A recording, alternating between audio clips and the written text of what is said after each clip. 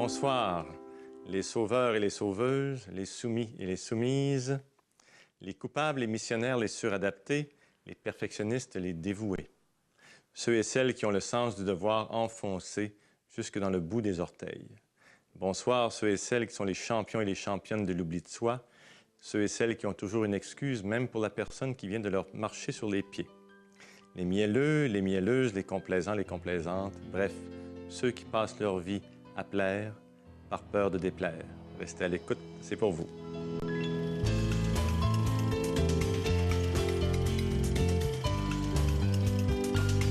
Bonjour, je m'appelle Pauline Martin.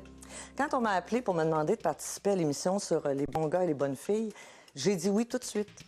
Pensez-vous que c'est parce que je me suis reconnue?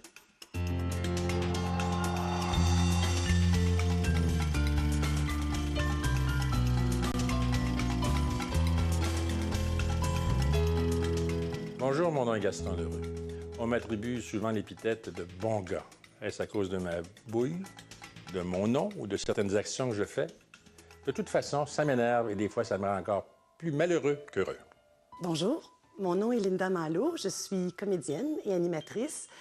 On m'a demandé de participer à cette émission, Le drame des bonnes filles. Je ne sais pas si c'est une bonne nouvelle.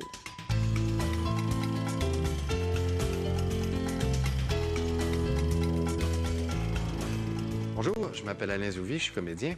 J'étais un adolescent égoïste, difficile, égocentrique et j'ai décidé un jour de devenir un bon gars et j'en suis très heureux.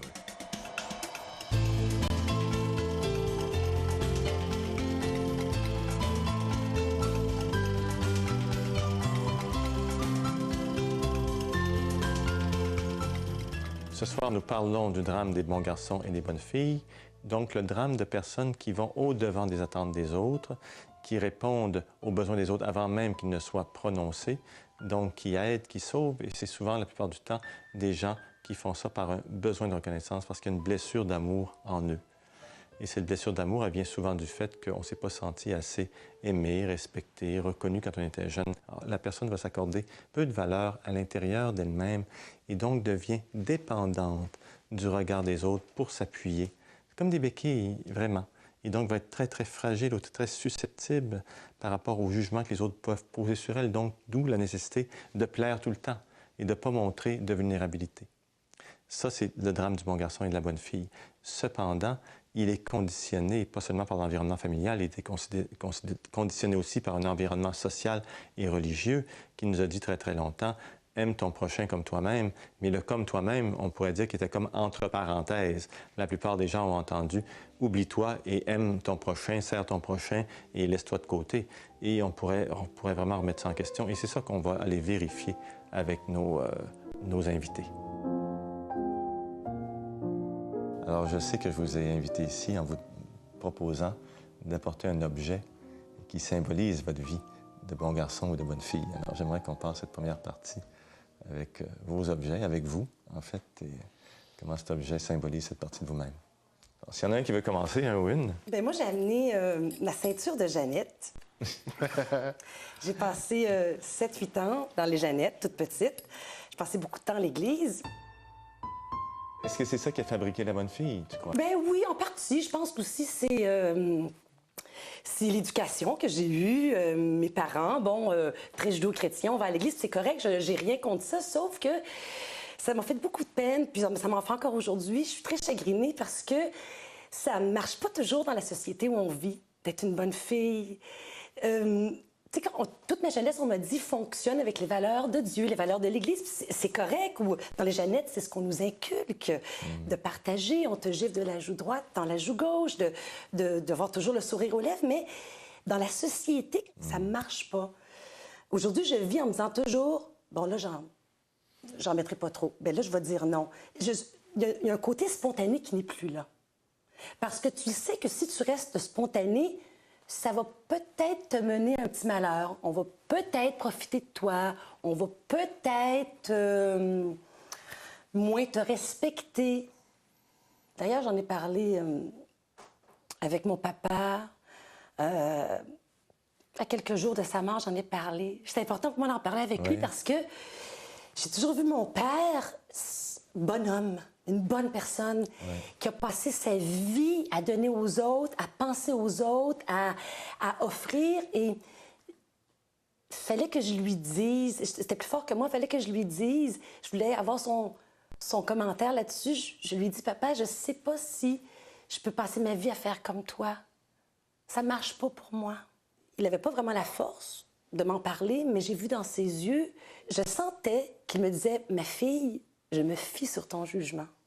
Il sait que je vais toujours garder ses valeurs, mais j'étais contente de voir qu'il comprenait que je ne pouvais pas me dévouer comme lui l'a fait. Ça ne marche pas, je vais... Mais quand je t'écoute, ce que j'entends, c'est que au fond, ta propension à être une bonne fille ou à être du côté de papa faisait en sorte que tu avais une difficulté d'affirmation dans certaines situations. C'est ça que j'entends. Ça venait contrer un besoin d'affirmation ou un élan d'affirmation personnelle. Peut-être. Peut-être un petit peu. Comment tu nommerais ça? Je me demande si je voulais pas être une bonne fille et être acceptée de tout le monde parce que à l'époque, aujourd'hui, c'est plus comme ça, mais j'ai presque 40 ans. Par exemple, dans mon quartier, j'étais la seule fille de couleur. Ah oui, oui. Je sais pas, c'est gros ce que je dis, parce que non, ça fait beaucoup de sens. Je m'excuse, j'ai aucun problème avec... ma maman est haïtienne, mon père est québécois, puis je suis heureuse, puis tu sais, je veux dire, j'ai pas un problème avec ça. C'est juste que là, je me mets dans la peau d'un enfant. Pour moi, ça fait beaucoup de sens. Pour moi, ça fait beaucoup de sens parce qu'il y a la peur de sa propre différence et de la différence que les autres nous font remarquer. Bien, elle stimule un besoin d'intégration qui est très, très fort et donc un besoin de reconnaissance. Et Puis, au Québec de ces années-là... Les gens faisaient « Ah, ça donne ça », parce que je marchais entre mes parents. Non, ils te regardaient parce que t'étais trop cute. Oui, c'est ça. C'est la bonne fille qui vient de parler. Elle est venue à ton secours. Alors, enchaîne donc d'abord, la bonne fille. Ah oui, ben gars, je vous ai fait rire. C'est ça, moi, que j'ai apporté. Mon objet, c'est une caricature que Serge Chapelot a fait de moi il y a longtemps. On voit, mon visage, il est grave. Parce que j'ai toujours pensé, moi, que j'étais une fille grave. Je le sais. Et puis c'est correct, c'est pas grave. Et la boule, c'est qu'effectivement, moi, j'ai toujours voulu faire rire les gens. C'est plus fort que moi, presque plus que de me manger, je vous dirais. Quand j'étais petite, chez nous, c'était une famille correcte, tout à fait correcte, mais il est arrivé bien des malheurs. Il est arrivé beaucoup de mortalité chez nous. Entre autres, une qui a été vraiment... Pour moi, dans ma tête, il y a avant cet événement-là et après cet événement-là. J'avais 3 ans, j'ai une petite sœur de 2 ans. On était sur le point de déménager. Elle s'est fait écraser par une vanne, presque devant les yeux de ma mère. Et moi, j'ai pas d'image consciente, mais je sais que j'ai vu une scène là, terrible. Ça, je l'ai toujours su. Puis je cherche pas... Tu sais, il y a des gens qui vont dire « Oh, fais du Rebirth, fais des affaires de même. » Ça me tente pas d'aller la voir. Elle est à l'intérieur de moi, je sais qu'elle existe et je sais qu'elle monte parfois en émotion chez moi. Donc, quand j'étais petite, il y avait de la maladie, il y avait de la mortalité, il y avait de la bonne volonté de tout le monde de faire une bonne vie puis une bonne famille, mais il fallait rire. Il fallait faire rire. Il fallait faire rire. Ça a plusieurs fonctions, le rire. C'est un mot d'esprit qui vient détendre l'atmosphère, détourner l'attention de quelque chose qui en prenait trop tout à coup, et aussi en même temps unifier. Le rire commun, ça harmonise beaucoup. Et moi, quand j'étais jeune, j'étais vraiment portée, effectivement, à faire rire beaucoup. Et c'est resté, comme vous pouvez le constater. Je me suis gagné 2-3 maisons en faisant rire le monde comme ça. Ça vient beaucoup de là. C'est ça, ça joue plusieurs fonctions. Tu répondais au malheur dans ta famille, tu répondais à un besoin inconscient chez les autres, et ça te permettait aussi, toi, d'être reconnu, d'avoir ta place. C'était un moyen de survie. Oui, ça poigne le rire, tu comprends-tu? Tu te fais aimer. Yvon Deschamps m'avait déjà dit, Pauline, les comédiens, on peut les admirer, les comiques, on les aime. Et c'est vrai. Et puis moi, de quoi je me plaindrais dans la vie quand je me promène sur la rue puis les gens me disent « Oh, je vous aime tellement, mais ils m'aiment parce que je les fais rire. » Et effectivement, c'est une reconnaissance. Mais tu vois, ça a un autre aspect aussi. Quand je te disais que des fois, je me dis « J'ai pas le droit d'être de mauvaise humeur. » Moi, En fait, c'est un symbole, mais c'est plus qu'un symbole, ça a été un outil. Un outil qui a changé ma vie. Parce que le titre est pas bon. Comment se faire des amis? Pour moi, le titre n'a pas de bon sens. C'est pas ça que j'ai trouvé là-dedans. Je ne cherchais pas à me faire des amis. C'est venu par la suite. Mais disons que j'étais un enfant qui, pour toutes sortes de raisons, était un peu pas mal égoïste, égocentrique, fils unique, concentré sur lui-même, qui ne pensait qu'à lui. Et quand j'ai lu ce livre-là vers l'âge de 15 ans, j'ai découvert que c'était beaucoup plus que ça nous rapportait beaucoup plus au niveau vie de s'intéresser aux autres, et de s'intéresser à ce que les autres peuvent nous apporter. Donc, l'écoute et tout ça. Donc, de devenir un bon gars, de devenir quelqu'un qui écoute, qui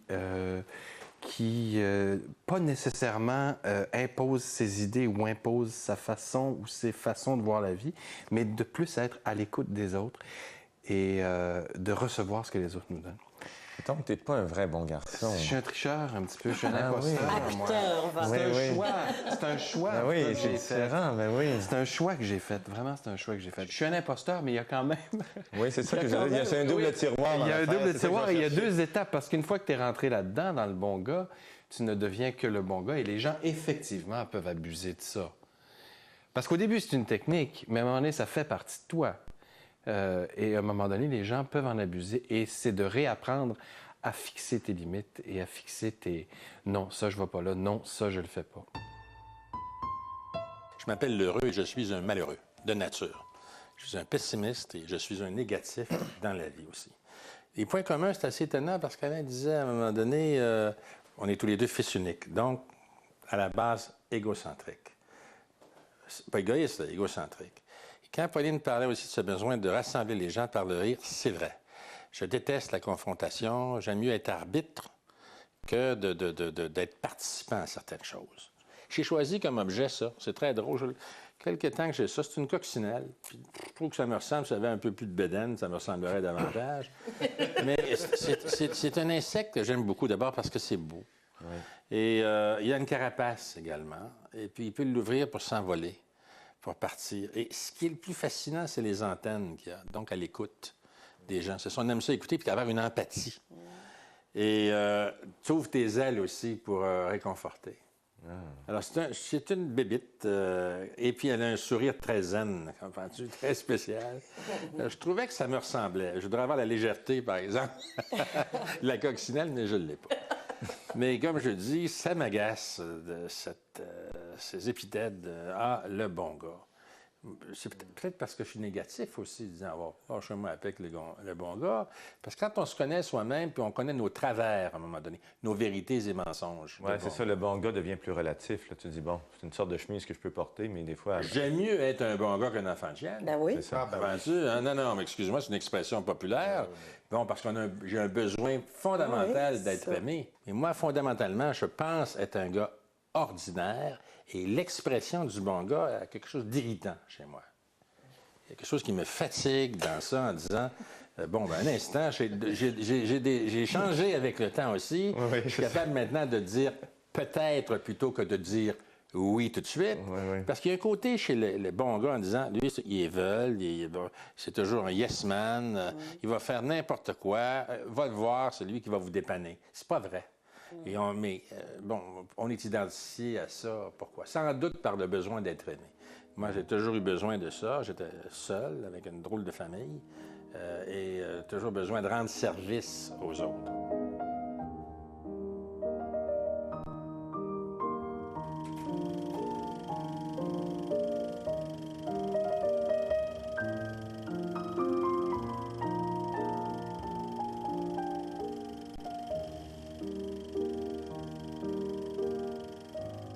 On apprend dans ce premier bloc que les gens adoptent des comportements pour survivre à des situations difficiles. L'exemple, par exemple, de Pauline qui nous parle d'un milieu qui était un petit peu triste, où il y avait des drames extérieurs et tout à coup, il faut rire, puis il faut faire rire la famille pour survivre là-dedans.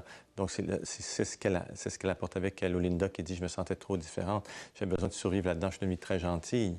Donc, c'est ça qu'on apprend, qu'on utilise des personnalités, on met en place des personnages pour nous aider à survivre. C'est la première leçon qu'on apprend. On apprend aussi, à travers leurs exemples, que très souvent, c'est en réponse aussi à des parents qui eux-mêmes étaient déjà dans une suradaptation, très gentils, très soumis, mais aidants et tout ça, ce qui est extraordinaire en même temps, mais qui engage l'enfant, des fois, à se mettre en écart par rapport à soi.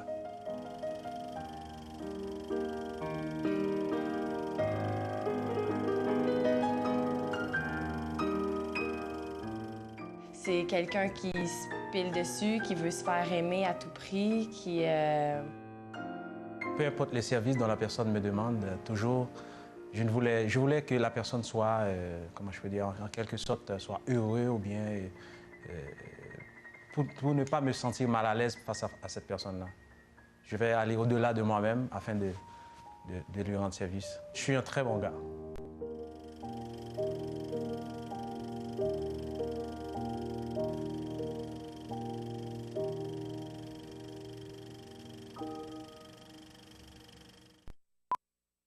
Chacun a eu dans sa famille un oncle qui était un bon garçon. Mais ce bon garçon-là dérapait de temps en temps. Peut-être qu'aussitôt qu'on le mettait derrière un volant, c'était la vitesse. Hein? Tout le monde a un oncle qui, sa femme ne veut plus embarquer avec lui en auto, par exemple. Ou vous avez des oncles qui, aussitôt qu'ils arrivaient dans un party, d'une soirée de famille, se mettaient à boire. Ou d'autres, c'était la passion du jeu, toutes des choses qui étaient cachées, secrètes. Donc, chacun connaît ça dans sa famille, peut-être connaît ça même chez lui-même. Et au fond, c'est que le bon garçon qui se trouve en train de se suradapter est mal adapté à sa réalité intérieure. Et pour survivre à ça, il a besoin d'une soupape. Mais bien sûr, puisque sa créativité est négligée, ça va être souvent quelque chose qui est un petit peu destructeur et qu'on ne peut pas juger parce que c'est en regardant tout le portrait qu'on peut dire, mais tiens, s'il y a besoin de cette destructivité-là, c'est parce qu'au fond, quelque chose de la créativité profonde n'est pas répondu et que la personnalité, par peur de déplaire, s'est enfermée là-dedans. Alors, ce que j'ai demandé à mes invités maintenant, c'est de nous parler, dans les moments où ils étaient des bons garçons et des bonnes filles, quelle soupape ils ont dû adopter pour survivre. Moi, je me souviens que...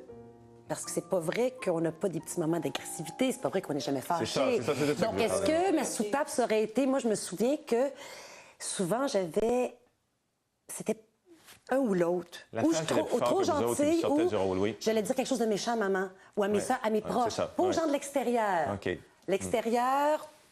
Tout va bien, mais quand j'ai quelque chose à évacuer, bien, je pense que c'est ce que... C'est ce que je veux dire. Je me souviens que des fois, puis pourtant, je les aime, mes sœurs, c'est ma famille, c'est... Mais on dirait que c'était plus facile avec eux parce que je me disais, bon, il n'y aura pas de jugement, ils vont toujours m'aimer, c'est ma famille, c'est mon sang. T'es moins risqué. Plus jeune, là, je parle pas aujourd'hui. Aujourd'hui, j'ai compris tout ça, je le fais plus, mais plus jeune, peut-être, ne sachant pas que j'étais une bonne fille, comme vous le dites, M. Corneau, bien... Je pense que moi, j'évacuais comme ça. Quand j'étais plus jeune, puis que je faisais des crises, puis que la colère sortait, on riait de moi. J'avais pas d'autorité. Moi, je faisais une crise, je me choquais, j'étais en maudit, je souffrais et on riait par-dessus ça, imagine. Finalement. Hein? Donc la soupape était plus là. Finalement, la façon d'évacuer donc je me réfugiais dans ce que je disais au début. Peut-être le fait de me valoriser en parlant de moi et tout ça. Mais disons que mon personnage de Constantin dans 4,5 est arrivé au bon moment. Ça a été un exutoire. Non, ça c'est intéressant. Bien sûr, vous êtes des acteurs. Tu es un acteur. Alors, qu'est-ce qui... des fois, les personnages doivent te sauver de toi-même. Oui, quel que soit le personnage. Je prends Constantin parce que c'est un personnage qui est en colère et qui grognait tout le temps. Effectivement, pour un gars comme moi, c'était jouissif à faire parce que ça évacuait une grande tension. On rit souvent avec ça, mais c'est vrai. Je me retrouvais à jouer ce personnage-là et je me défoulais et je pensais... J'avais comme moteur des gens qui causaient ça chez moi, tu vois. Je me moquais, en quelque part, de ces gens-là que je connaissais qui étaient comme ça, tu sais. Alors, ça m'aidait énormément. Mais c'est évident, là, la soupape, évidemment. Moi aussi, je suis une actrice, tu comprends. Puis il y a des personnages, entre autres, un personnage que j'utilise énormément pour dire tout ce que j'ose pas dire dans la vraie vie, qui est le personnage de Rosémie Dupuis, qui a une espèce de... J'ai toujours dit, elle a une immunité, Rosémie Dupuis. Elle peut dire n'importe quoi. J'ai dit des horreurs dans ce personnage-là et je continuerai d'en dire. Qu'est-ce que c'est d'horreur qu'elle raconte? Ah, bien, écoute, je me rappelle, entre autres, d'une affaire que moi, j'avais rajouté ça. Et Dieu sait que c'est faux, là, mais j'avais Joanne Blouin comme invitée sur Samedi de rire. Et puis, on avait répété, évidemment, il y avait le texte. Et là, Rosémie disait, elle disait, ben là, je vais visiter sa maison. Ouais, oh oui, j'ai vu le salon, c'est beau. Oh oui, c'est de toute beauté. Et puis la cuisine, j'ai vu leur chambre à coucher aussi, là, et où elle dort, avec monsieur... je me rappelle pas comment est-ce qu'elle l'appelait, mais elle disait Brétoué ou un affaire de main, t'as pas capable de le dire. Et là, j'ai dit, et puis j'ai visité sa salle de bain. Puis c'était propre, hein? Et ça, juste ça, le silence qui vient après, c'était propre, hein? Là, ça dit tout le préjugé du personnage, que c'est une artiste, ça doit être sale chez eux, ça n'a pas le temps de faire son ménage, ce monde-là. Et donc, ça, ce personnage-là, là, ça me fait un bien... Jouissif? Ah, jouissif. T'as parfaitement raison. Jouissif. C'est le bon terme. Mais moi, je te dirais qu'il y en a une autre stratégie, que celle-là, elle n'est pas drôle. C'est de m'isoler. C'est un peu comme ce qu'Alain racontait. Ben moi, m'isoler, mais m'isoler pas ordinaire, là. Et puis même plus voir un être humain, là. Pas vouloir voir un être humain. Oui. Parce que c'est comme si l'être humain était toujours susceptible de venir me rechercher une énergie, de venir me chercher quelque chose. Très bien dit. Ma difficulté de dire non fait que Très est bien beaucoup dit. trop isolée. Hein? Moi, dans les périodes où je ne vais pas bien, je suis comme un animal. Je me terre complètement. Et dans ce temps-là, j'occupe mon temps souvent en faisant des lectures. Il y en a d'autres qui se reconnaissent là-dedans. Mais sinon, tu ne survis pas.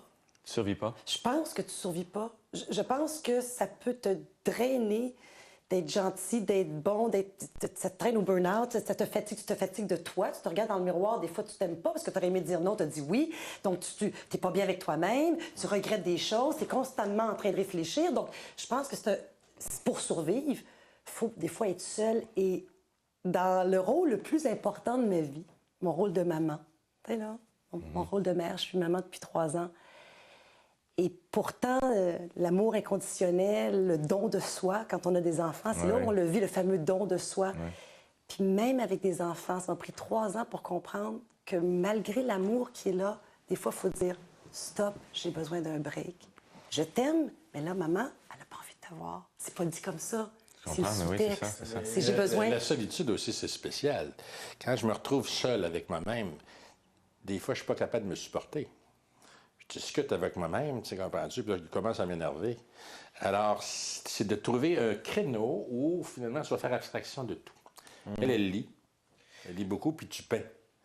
Et moi, des fois, je trouve la solitude, avant de retrouver cette espèce d'état de vide, là, tu sais, qui peut être zen, ça prend du temps. Parce que tu as toujours ton double qui te suit, puis qui te harcèle, dans le fond, à te poser des maudites questions à laquelle tu ne veux pas répondre. Parce que Des questions du genre? Comment tu agis, ton comportement, par exemple. Il me semble que j'aurais fait ça autrement. Toujours cette maudite remise en question qui devient comme une goutte d'eau, le supplice de la goutte d'eau. Mais ça, c'est encore une fois, c'est peut-être la tendance à l'égocentrisme, de toujours voir t'analyser, puis à un moment donné, voir le meilleur côté de toi-même.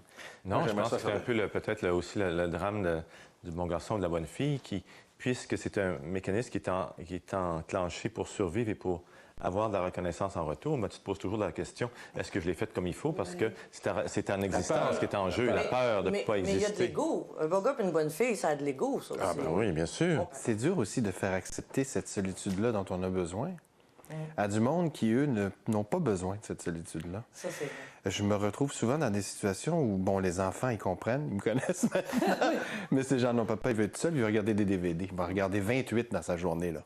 Parce qu'il faut que je fuis. Moi, ma fuite, c'est ça. Je regarde des films, je regarde des DVD, tout ça. Mais il y en a qui comprennent pas ça. Qu'est-ce qu'il y a? Pourquoi? C'est quoi le besoin qu'il y a?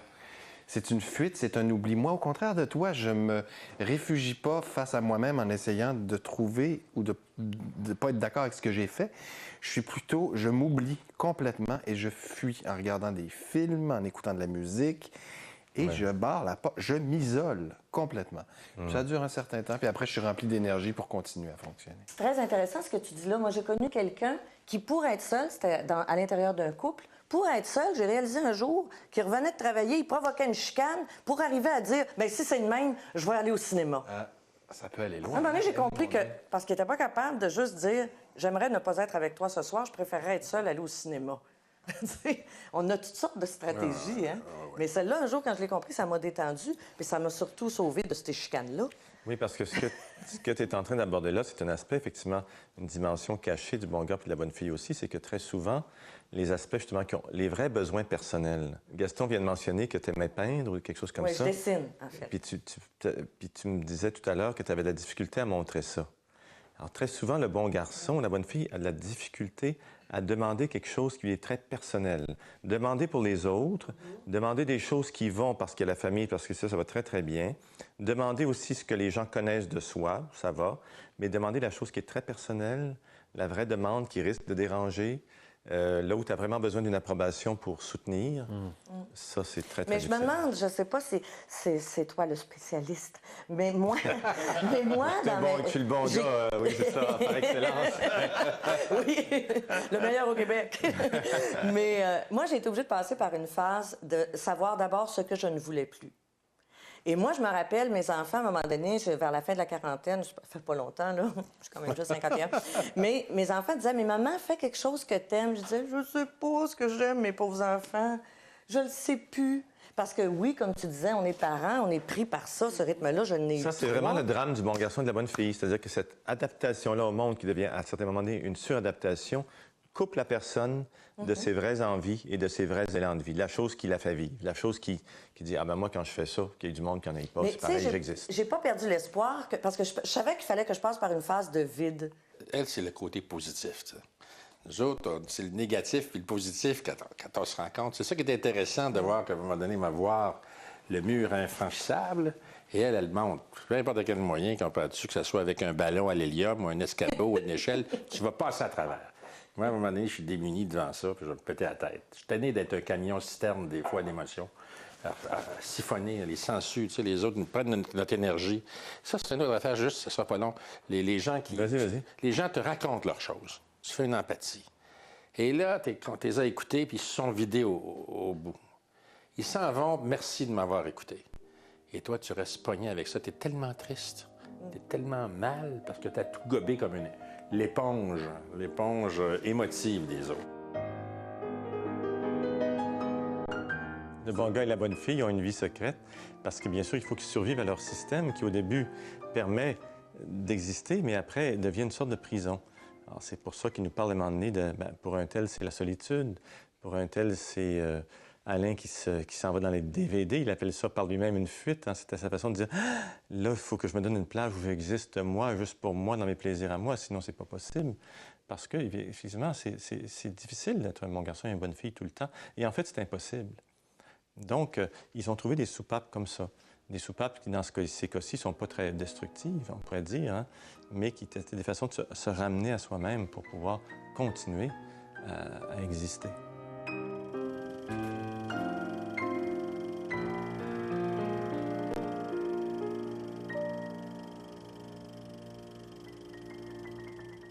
Je suis une nouvelle maman depuis 1 an. Et puis là, j'avoue que mon côté, je donne beaucoup et je reçois pas grand-chose. Là, je le vis à temps plein. Là. Puis là, je réalise que, ouais, le côté bonne fille, des fois, c'est pas bon pour la personne qui essaye de vouloir trop en faire. Parce qu'en bout de ligne, les gens, ils apprécient pas nécessairement plus ce que tu fais parce que tu donnes, mais tu donnes tout croche parce que tu veux trop donner. Puis en bout de ligne, tu t'oublies toi. En tout cas, tu sais, il y a un paquet de facteurs qui fait que le bon gars, oui, ou la bonne fille, oui, mais bon, à quel prix, tu sais?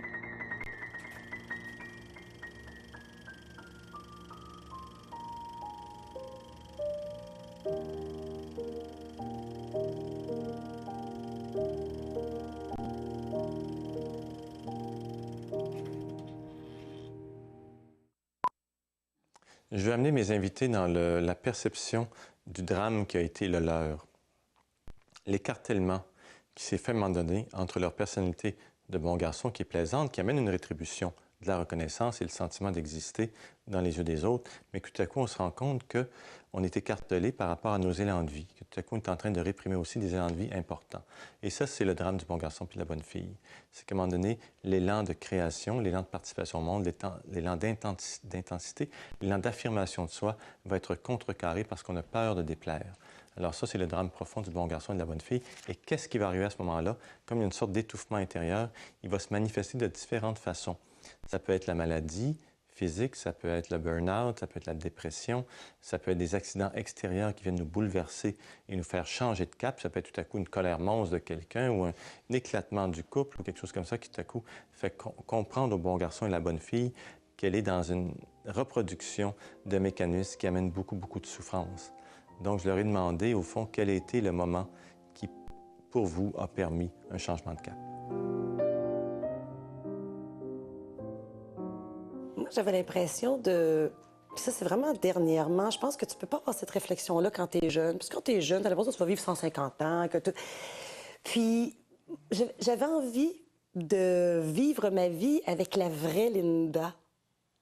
Tu sais, j'aurais pas aimé arriver à 60 ans puis me dire... C'était-tu la vraie Linda? C'était pas tout à fait la vraie Linda. Ça aurait été trop gros comme déception de vie. J'avais envie d'être... Puis oui, c'est la vraie Linda. Je veux dire, Dans le sens où, à tous les jours, quand j'ai le sourire aux lèvres, je suis de bonne humeur. Oui, c'est la vraie Linda, mais d'être complètement vrai avec moi-même, d'être capable de se dire, il y a des gens qui m'aiment, puis il y a des gens qui m'aiment pas. Donc oui, je garde le sourire aux lèvres. Oui, je suis de bonne humeur, mais je pense qu'elle m'aime pas, mais c'est correct. Mais les autres m'aiment. Tu sais, d'accepter que tu ne peux pas être aimé de tout le monde. Et quand tu acceptes ça, ben tu acceptes aussi de dire non.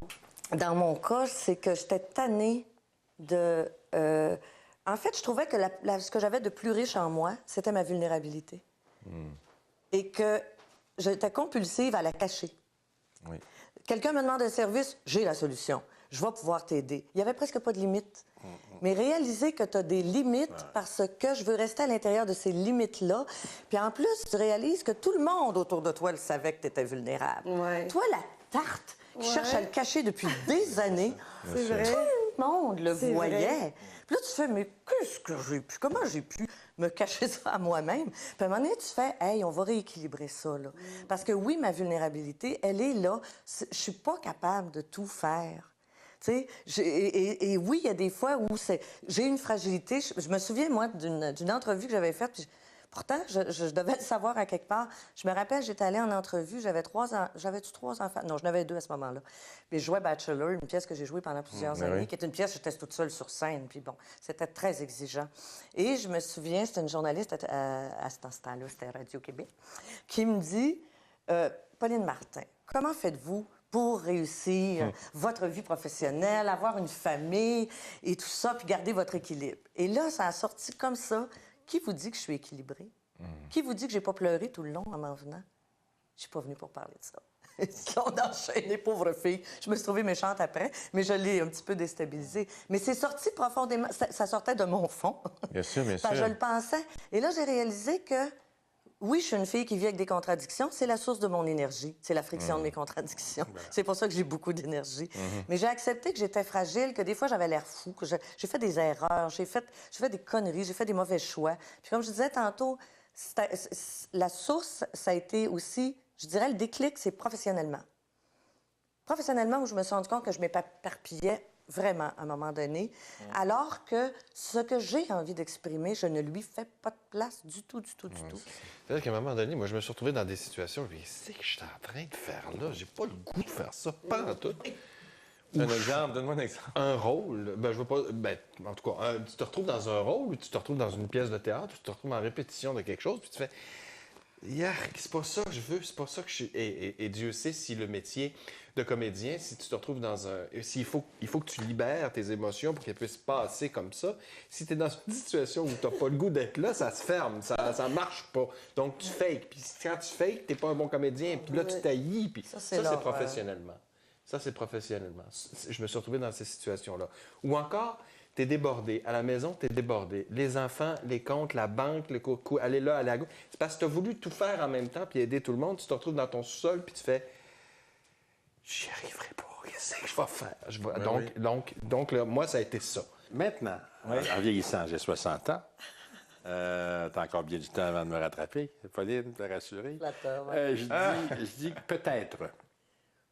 Et peut-être, je me repose la question. En fait, tu me donnes un temps. C'est plus... Je me donne du lousse, c'est ça. en parlant en bon québécois. Plutôt que de dire, oui, je vais te régler ton affaire. OK. Fais-moi confiance. Puis à un moment donné, tu as tes propres problèmes, tu l'oublies, comprends-tu? Il taillit 2 fois plus. Toi, tu veux pas être détesté. Là, tu viens de faire un nouvel ennemi. Bon, alors voilà. Et je réfléchis un petit peu plus à ça. C'est ça. Alors, on pourrait dire que quand Gaston fait ça, c'est sa façon de sortir de la compulsion du mécanisme. Dire, un instant, je vais me donner un petit break. Peut-être. Tu réalises qu'on t'aime pas Et moins. là, cette chance-là que tu te donnes, là, l'individu peut rentrer. Le Gaston complet, si on prend l'image. Gaston complet peut rentrer et dire, donc, j'ai-tu vraiment le goût de faire ça? J'ai-tu vraiment le temps? Ça donne-tu bien? Ça donne bien? OK, oui. Ça te trouve l'occasion d'avoir de beaux mensonges pour dire non. Il y a un ensemble de facteurs qui fait qu'on agit de telle façon. Et j'ai appris, moi, à me pardonner. Tu sais, je m'agaçais profondément, moi, sur cette espèce de compulsion à donner. Là, je me disais, que je suis... Tu sais, il y avait le gros Vermette qui disait, je suis gros. Moi, je disais, que je suis trop. Je me tapais ses nerfs moi-même. Tu sais, puis là, j'ai dit, regarde, là, on va prendre le contrôle de ça. C'est ce que Gaston disait aussi. Je suis bien avec moi-même. Non, mais c'est parce que c'est pour ça que je te dis qu'à un moment donné, il faut arrêter ça, cette espèce, comme tu dis, c'est le bon terme, c'est de la compulsion. Puis aussi, mais se pardonner, parce que Oui. Écoute, ça part pas d'une mauvaise intention, puis c'est une espèce de nature. Spontanément, tu vas faire « Ah, regarde, je vais... » Réfléchis le temps dont tu parles, qu'il faut se donner avant. Comment dire se non contrôle. aussi? Comment je vais dire non? Il y a ça, c'est beaucoup plus... Apprendre à dire non, c'est beaucoup plus simple parce que tu dis non et tu n'accumules rien. Parce que souvent, tu dis oui, tu dis peut-être, tu dis oui, tu dis oui. Puis à un moment donné, ton non, il sort énorme parce que tu as un surplus. Apprendre à dire non à chaque fois. Mais comment? Comment? Est-ce qu'il va m'aimer encore? Est-ce qu'elle va m'aimer encore si je refuse ça? Est-ce que je vais l'avoir dans mon entourage? Est-ce que je vais la décevoir, le décevoir? Ça aussi, c'est... Oui, bien sûr, parce que, bien sûr, le mécanisme de survie, là, être bon garçon ou être bonne fille, il est là pour quelque chose. Là. Il permet vraiment une survie. Alors, si tu le mets en jeu toi-même en disant non, c'est sûr que ça provoque un bouleversement intérieur extrêmement important. La façon de le faire que moi, en tout cas, j'essaie de privilégier, c'est d'utiliser le « je ». Vraiment le jeu. Oui, dire je n'ai pas envie de le faire. J'ai déjà une très grosse semaine. Ça va être trop pour moi d'accepter cette chose-là. Et ça m'a tellement soulagée parce que sais-tu quoi? Les gens ne discutent pas à ce moment-là. Parce que tu essaies d'utiliser des stratégies. Bien, je ne suis pas disponible cette journée-là. Oh, on peut vous donner une autre journée. Oui, c'est ça. Oh mon Dieu. Non, c'est parce que je finis tard. On peut le faire le lendemain. Ou, puis là, tu es toute poignée parce que là, tu as chaud en dessous des bras. Parce que T'explicites ton malaise. Là, tu dis, j'ai voulu m'en sortir honorablement et je suis en train de m'enfoncer. T'explicites ton malaise en espérant que la personne va le capter puis va lâcher prise. Oui, tu veux que ce soit elle ou lui. Non, la personne ne lâche pas prise. Il faut vraiment, je réalise dans le livre, il faut être clair, net et précis pour qu'on lâche prise. Quand on dit non, ça ne me tente pas, c'est clair. Quand tu choisis de sortir du mécanisme de la compulsion d'être bon puis gentil tout le temps, tu rentres dans une sorte de conflit conscient avec toi-même et là, il y a culpabilité au rendez-vous. Là. Tous les fois que t'oses. Ah ben oui, mais tu es totalement déstabilisé. Parce que là, tu décides que tu veux plus fonctionner comme ça. Puis c'est parce que... Et là, tout branle autour de toi, que ce soit professionnellement, au niveau familial, au niveau des amis, au niveau même de tes désirs les plus banals. Tu sais plus. C'est dur, ces périodes-là. Mais ce qui est bien, c'est qu'à force de le faire, en tout cas, de mon expérience, à force de le faire, à un moment donné, ça te fait moins mal. Les premières fois, tu es troublé. Ah, vas-tu m'aimer? À un moment donné, quand tu réalises que les gens qui t'aiment vraiment t'aiment quand même, que c'était bien correct que tu dises non, ils ont passé un autre appel. Puis que finalement, c'est correct et que tu vis bien avec ça. Puis la culpabilité du mensonge que tu as inventé pour dire non, je pense qu'elle est pire encore en quelque part.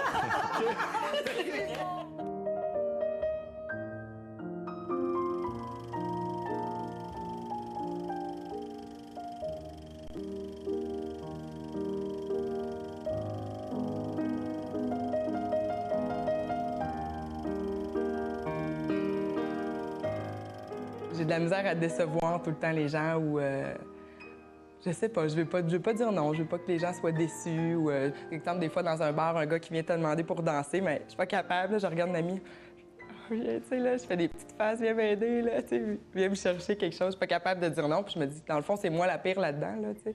Dans le fond, je suis pas tout le temps bien dans les situations là, puis surtout ça je me dis que je devrais dire non.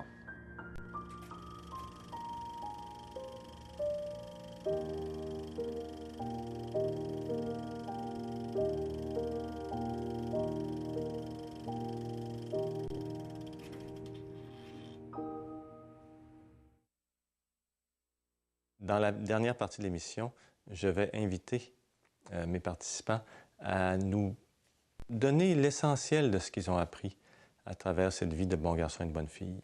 Et quels sont les conseils qui pourraient s'adresser à eux-mêmes, qu'ils auraient pu s'adresser à eux-mêmes, qui s'adressent à eux-mêmes et qu'ils auraient à adresser aux gens qui sont pris dans une dynamique comme ça. Comment on passe à travers tout ça, comment on se rend compte de tout ça et comment on dépasse tout ça.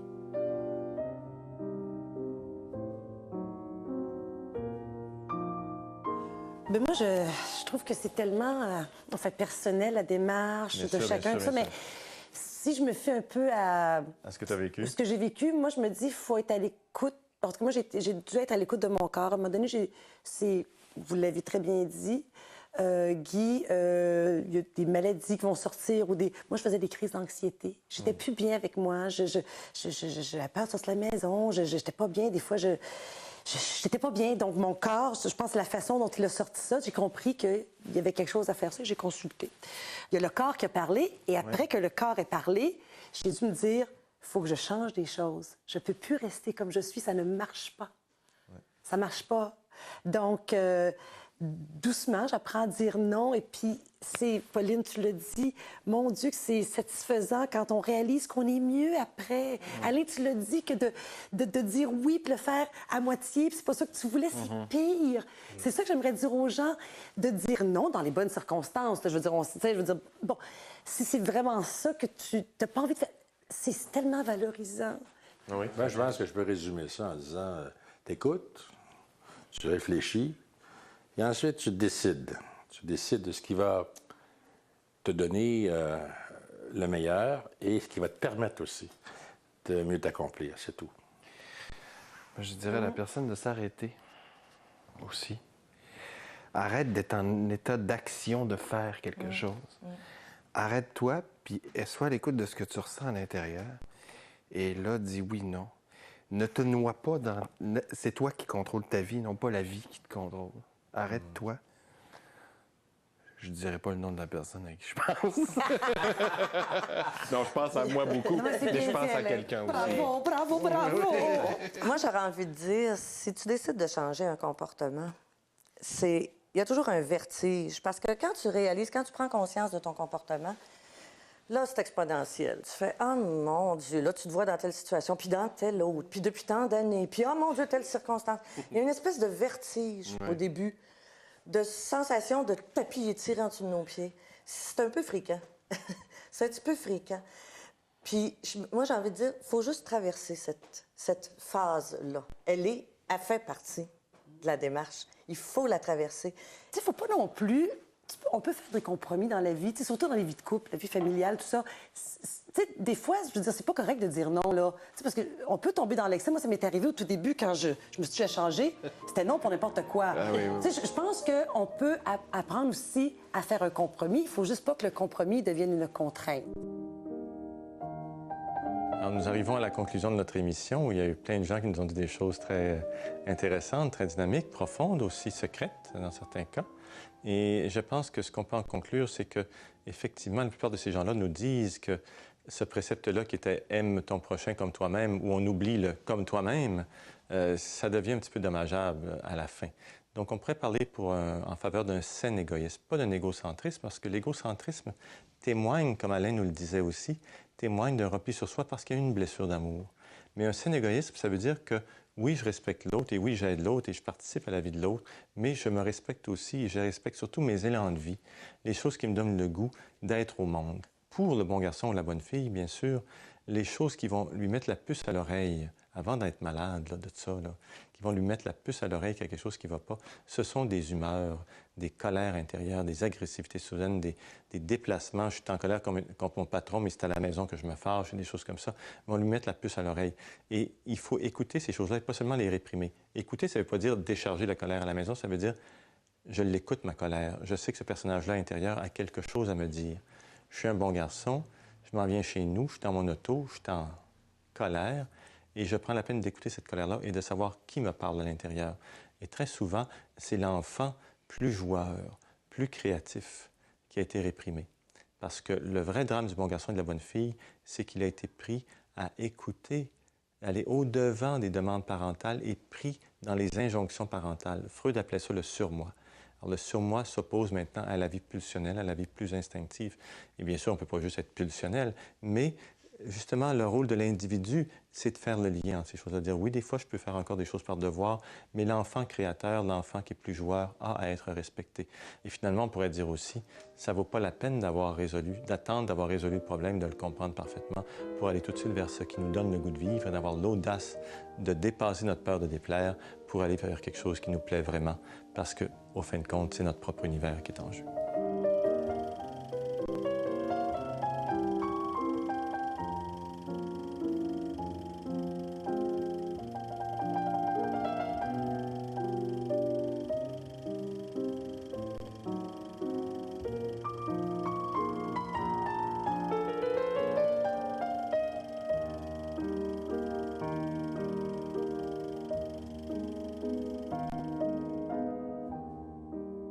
Il dit oui, mais à certains moments, le bon gars, il devient un méchant gars. Et puis, c'est comme on dit, plus de compression, plus le volcan, c'est comme ça monte, puis ça s'explose. À un moment donné, tu sais, à force de péter sa coche pour rien, la vie est pas plus agréable pour personne, tu sais.